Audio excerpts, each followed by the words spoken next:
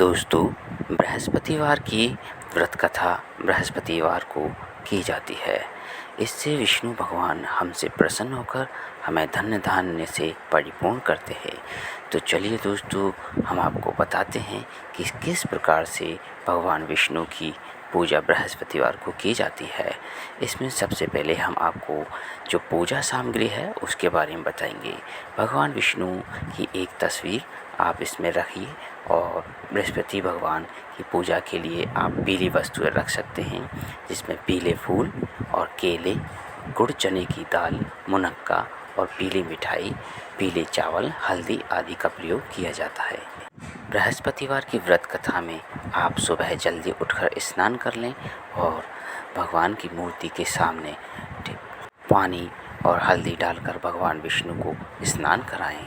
उसके बाद में भगवान विष्णु को पीले रंग का वस्त्र ओढ़ाएं, भगवान को पीले रंग के चावल चढ़ाएं और भगवान को घी का दीपक जलाएं और उसके बाद में भगवान विष्णु की व्रत कथा को सुनें।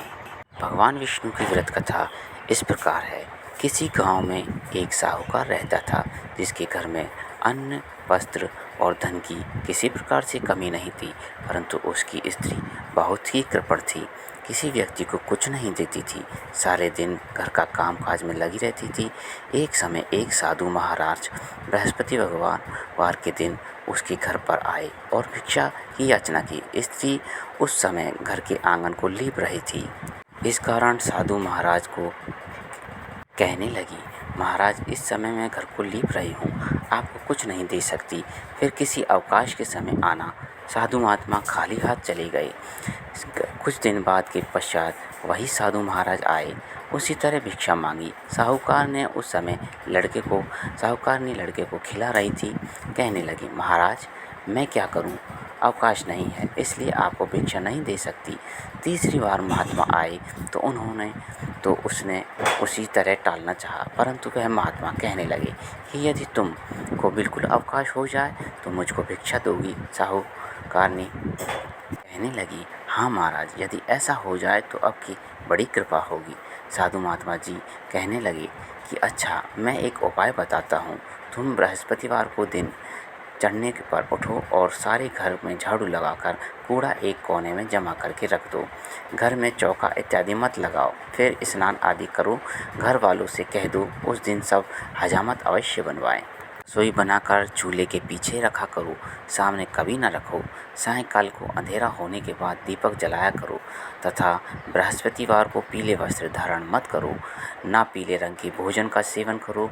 यदि ऐसा करोगे तो तुम्हारे घर का कोई काम नहीं करना पड़ेगा। साहूकारनी ने ऐसा ही किया।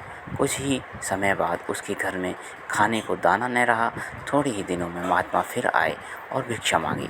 सेठानी ने कहा, महाराज, मेरे घर में खाने को दाने नहीं हैं, आपको क्या दे सकती हूँ। तब महात्मा ने कहा, जब तुम्हारे घर में सब कुछ था तब भी तुम कुछ नहीं देती थी, अब पूरा का पूरा अवकाश है तब भी कुछ नहीं दे रही हो, तुम क्या चाहती हो वह कहो। सेठानी ने हाथ जोड़कर प्रार्थना की, महाराज, अब कोई ऐसा उपाय बताओ कि मेरे पहले जैसा धन धान्य हो जाए। अब मैं प्रतिज्ञा करती हूँ कि मैं अवश्य आप जैसा कहेंगे वैसा ही करूँगी। तब महात्मा जी ने कहा, बृहस्पतिवार को प्रातःकाल उठकर स्नान करो और घर को गाय के गोबर से लीप कर घर में पुरुष हजामत ना बनवाए। भूखों को अन्न दान पुण्य करो तथा ठीक सायंकाल के समय दीपक जलाओ। ऐसा करोगे तो तुम्हारी